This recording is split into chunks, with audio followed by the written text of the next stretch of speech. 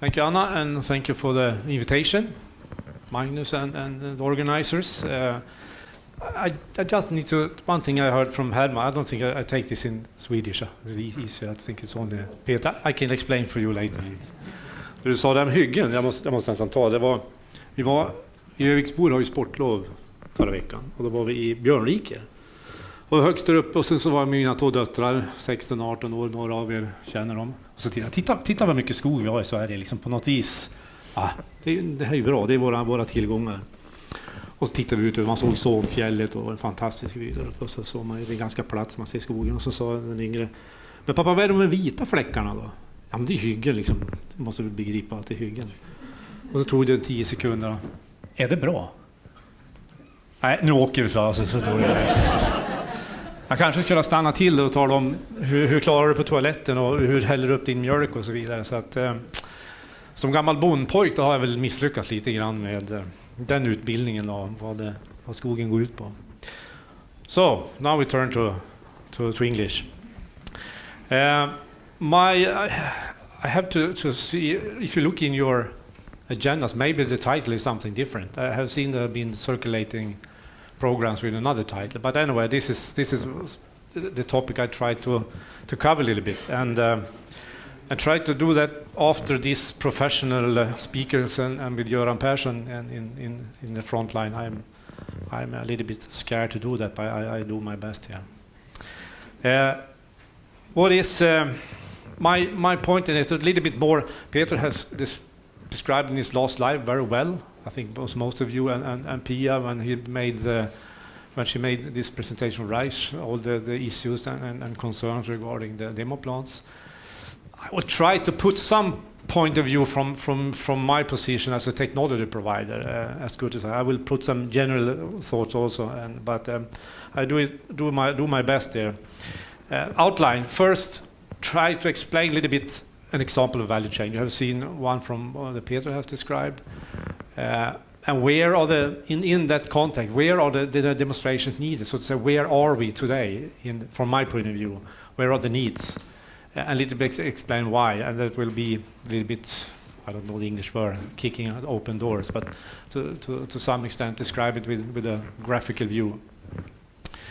Very shortly, show a picture of the demo plant and one-liner about the capacity and what it's used. So then I would like to we had a lot of talking about all the problems and missing fundings, missing that and missing that, but I just want to highlight two items that actually funding has really progressed our development. So there are things happen by supplying or making funding achievable.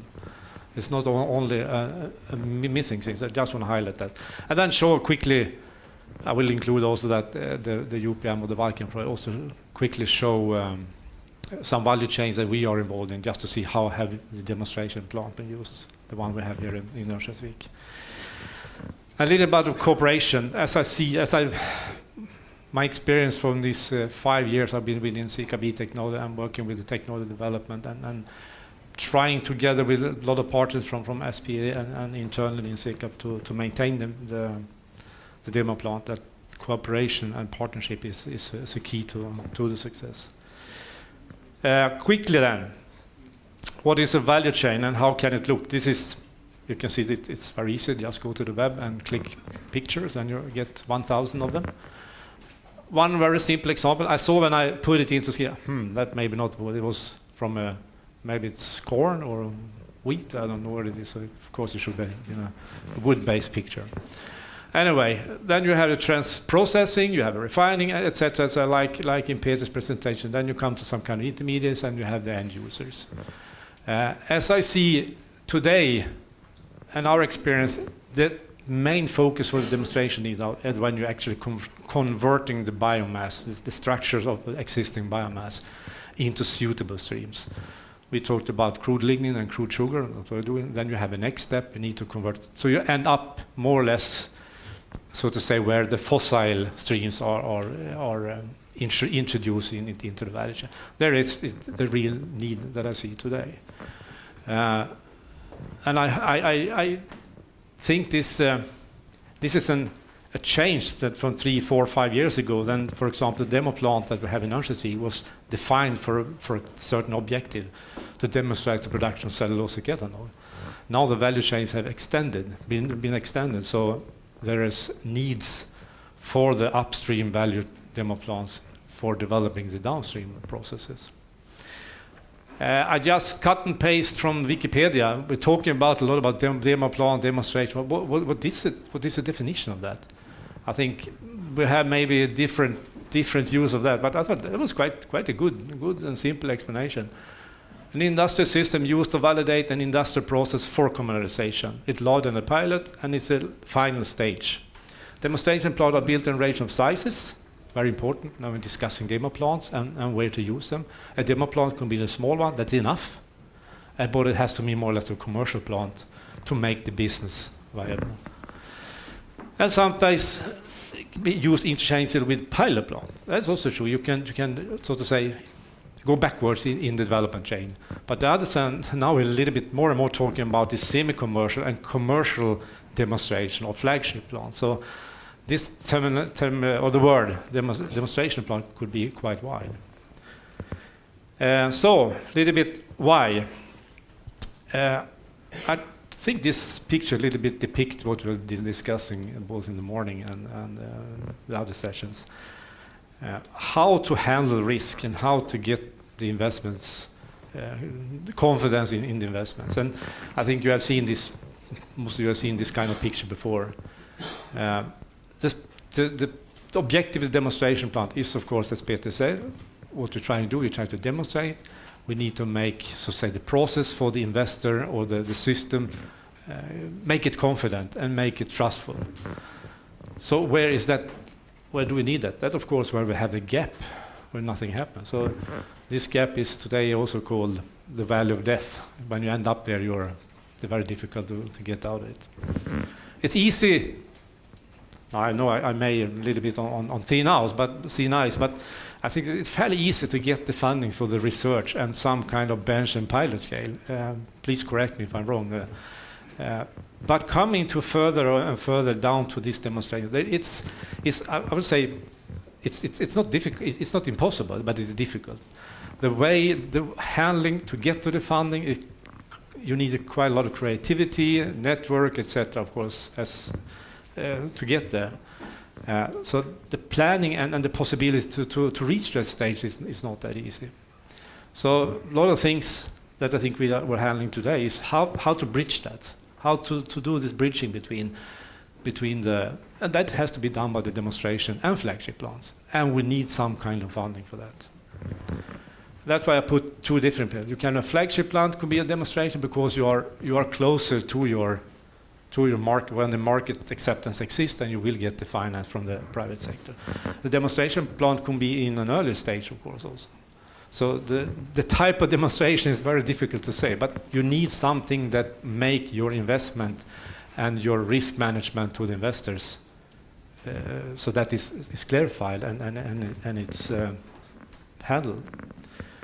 I think that's my so to say for the panel debate a little bit my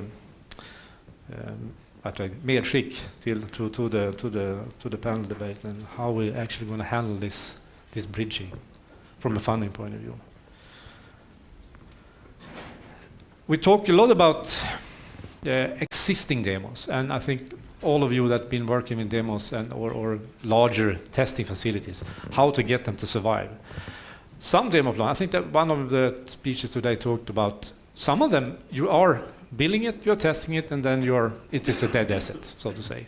And when you're coming to industrial and private investments, of course, that is some kind. You will test something, and then you're going to the next step. When you have quite a lot of governmental finance and so on, you try to, that asset and all investment spent, how do we get that to continue and to make it viable for other projects? Of course, the traditional way, if you look at the left one, I see I forgot to put the source. Source should be Sune Wenström there. You start at lab scale, pilot scale, and you enter into demo scale. And then, as I said, then you're ready. Could Could be normally, maybe we need to go back and forth. But one thing that we try to do when we have for proof of concept projects, for example, that we try to use the demo plant and try to get the financing to use that for putting out relevant industrial product samples. So normally in our concepts, that one we know, and we have partners and we have testing to check the next step. But that is on the bench scale. Can we start with the industrial relevant feedstock? Then you will save time. Instead of using a very astute or adapted feedstock for the test. Here you can actually start immediately. And of course you get the feedback. You will get the feedback from it is it has to be cleaner, it has to be in other ways. So that is one, I don't say that is the one that covers the most of the finance, but it is one application for handling existing feedstocks, existing demo plants. Maybe the biggest opportunities now, as Peter said, now when the value chains in the bioeconomy are extending, then we need to supply downstream developments with different kind of product samples. And that is one case or the situation what we see today. We got quite a lot of requests from different kind of European projects, which they are not particularly want to invest or interested in our technology as such, but they need the kilo or the cubic meters or the tonnage that we can supply from the demo plant. And then in the next step, of course, we can enter into a project that can see, here we have some business opportunities. So that I think we need to address. So the ones that I normally now partner up with, I can see Andreas there. That is something we need to even focus more on. So there are demos that for sure have a place, so to say, in the next step of the development. Some of them is you test something and then you are finished. So quickly, something about the biorefinery, very, very shortly. This is a nice picture. I don't know if it's Sune that has taken this or one or two lines of it. It's quite an advanced process. It's a complete process from bio-based feedstock to the distilled ethanol. And that, of course, was the main objective when it was inaugurated and when it was designed. Operated 24/7. And I would also address that it's quite a lot of capability to do advanced industrial biotechnology demonstrations. I will come to that later on also, but I can highlight that now. We have been contacted by quite a large, I don't know how far I should go. As I say, a South American chemical company. For the reason, one reason, of course, for the cell-up technology, but also they've heard about the facility. I'm not sure how they heard about it, but they heard about it. They came here and they looked. We went out and make a survey through the plant, and they were really impressed. And they couldn't imagine why we haven't exposed this more into the sort of the global marketing. And he also said, and I said, I have no answer. I'm from Övik and I'm a Norrlänning. That's why that's not the way we do it. So that opportunity and those capabilities we need to really extend. I will come to that later on a later picture. And of course, that has been a base for our development of the cell-up technology. Then I would like to highlight these two. I mean, let's talk a lot about fundings and how they are going and nothing is happening. But for example, both the investment and during my years and from Sune's time and all the communication and the very good collaboration we have had with Energimyndigheten, that has really made the development and commercialization of the technology possible. Without that, and of course SEKAB's investment, that hasn't been possible. And the next thing is, of course, there are also Vinnova and Energimyndigheten is involved, but the collaboration with RISE and the former SP to keep up this, not only that to keep up, to maintain and to also develop the demo plan for a couple of years, made that a really big contribution that we actually had the possibility to be approached by UPM and we actually could get involved to this Valken project, which is a very, very intense and important project for us. So that kind of partner, public partner, private partner, private-public partnership, that is quite important to get this kind of plants continue to running. So that's some kind of acknowledgement that we are always talking about all the problems, but that those efforts have really made change. You are not standing yet, so I have 5 minutes. Now quickly a little bit of the projects we have been running and are running, and how we're utilizing the demo plant, both in the small scale and in the bigger scale. Of course, it more or less always concern producing something, not demonstration set up as such. Demonstration in the context with the downstream process. And in this way, I think the bioeconomy has been changing now. There are more and more phases down the value chain that need to be demonstrated when you scale up. For example, a lot of our partners now have tested their process for food-based feedstock, for example, sugars, mainly second or first generation sugars, and now they're entering into the second generation sugars, and that is not that easy to get in the volumes they need. So that's one reason, both for the technology but also for utilizing the demo plant. Of course, I show this again. The wood disintegration, we are producing the sugars for the Vulcan project. The sugars are going to UPM for upgrade. We are getting the specific feedstock, and we have been testing. We are right now running 4 different feedstock in a mix, and in this case it is a hard one. And we have been testing 5, 6, 7 different kind of feedstock. So now we're actually running the specific feedstock mix that is. Correct me if I'm wrong, Peter, but is that for the selected site, so to say, we are testing now. So UPM are shipping or by railway, I guess, up to Sidensjö actually, where we are doing the processing. Another project, ReTap, rethinking all plastic packaging. You can see I've been taking away the logo on the bottle. I don't say what kind of bottle it is. This is a similar project as Vulcan, but much smaller. We should produce tons, because the aim was to produce about 10,000 bottles. I'm not sure that we managed that or not. But in the same context, we need industrial sugars for Metcon, which is the enzyme developer, so they can use this, as I at least call it, industrial relevant sugars, and they can adapt their enzymes and the biotechnology to that. It was hardwood from the beginning, but we will test. We're testing both hardwood and softwood. So that is one case where the demonstration fulfill a very clear need for us. Another one that was more of a chemical here, the bio-based gasoline project to develop 100% bio-based gasoline. It's a proof of concept project with some technomic calculations. And same here. Sveaskog, Sekab, and Global and Prima are involved in. We are using the demo plants to produce the samples needed for Global Bioenergy. But I guess they need 5 liters or maybe 1 kilo. But still they can start the process from an industrial relevant level. My final picture before the summary.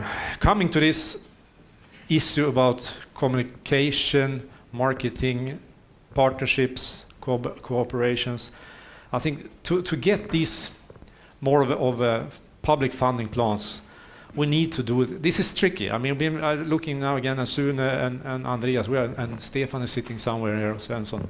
This is a tough challenge to do it, but we need to some extent partner up on the local, regional, and we need to get to the national level, both for funding, but also for this, as Pia discussed, RISE has quite a big task to coordinate all the demo plants on national level. Marketing effort, that is terrible so far. From my side, Seka, or ETEC, we have been very, very, I would say, a bad job in that. We have been lacking.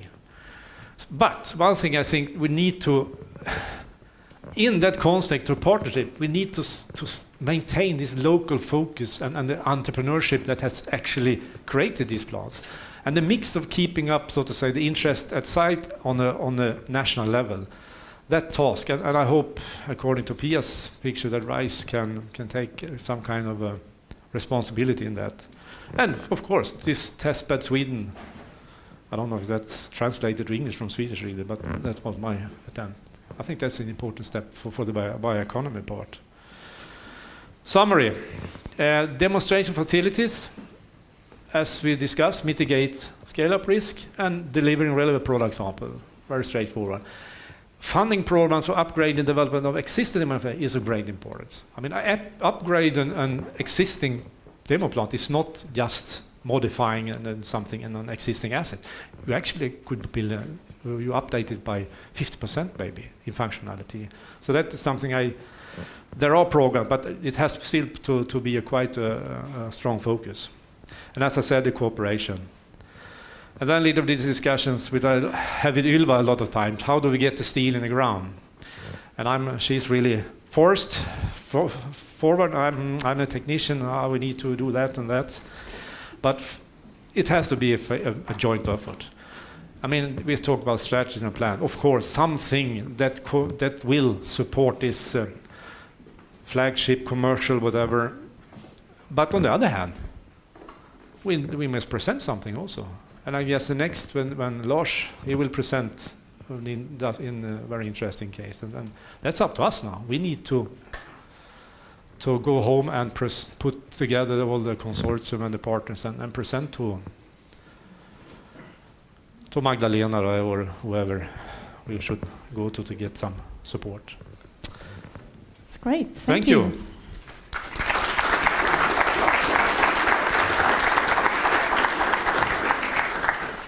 I would actually like to ask, how far away is Cello up from being able to do a flagship facility? We are ready for the next step. So we are, of course, looking for the different kind of projects. And again, discussed in the morning, I think we have 3. One really close to coming forward is projects in Finland and not in Sweden. And I don't know if that's thanks to the strategy and the efforts they're doing in Finland. So very, very close regarding cellulosic ethanol. When you're coming to the extended value chains, we are not covering the whole part, but talk about cellulosic ethanol, then it's very, it's about the case and the money. Yeah, and actually Sekabi has gone through the valley of death with the cellulosic ethanol. Is it something that you can use from that trip for the Cello Up or for other new technologies? Yeah, as I said in this acknowledgement, the collaboration with different kind of national institutes, the funding authorities, to continue to be pragmatic and see that and believe in what you're doing. I mean, it's difficult to say exactly how to do it, but I think quite a lot of strong efforts and great engagement from those parties involved. That I think is necessary. Okay, thank you. You will also have a High Coast guide. Thank you. Could be good to have, even though if you live here, sometimes it's harder to go to tourism in your nearest. You have Hemester. What's that? Yeah. Okay, thank you.